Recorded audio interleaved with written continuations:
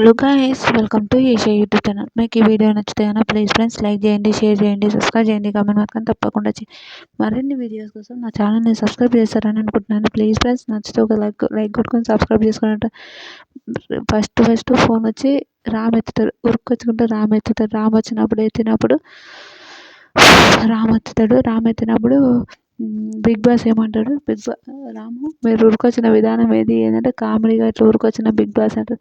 ఉరికొచ్చిన తర్వాత ఫోన్ రీతుకి ఇవ్వండి అంటారు. రీతుకి ఇచ్చినాక హలో రీతు అంటారు.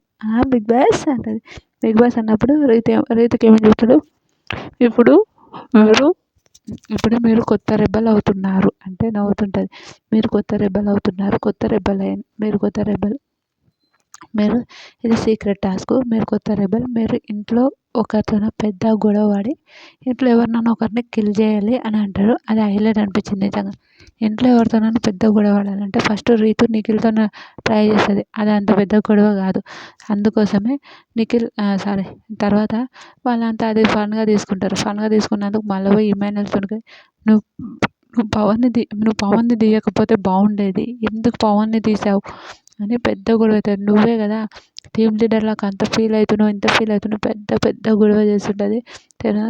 కెప్టెన్సీ టాస్క్ ఓకే కన్ఫర్మ్ అయినాక బాత్రూమ్ కెమెరాకి చెప్పమని చెప్తే రైతు బాత్రూమ్ కెమెరాకి చెప్తుంది.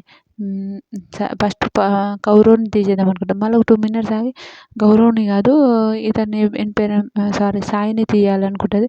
సాయిని డైలీ చేసేసిన అంటారు. కొద్దిసేపటికి సాయిని చెప్తారు, సాయిని రెబల్స్ చంపేశారు కాబట్టి మీరు కెప్టెన్సీ టాస్క్ నుంచి ఎలిమినేట్ అవుతున్నారు అంటారు. సాయి కామేష్ అవుతారు. అప్పుడు రైతు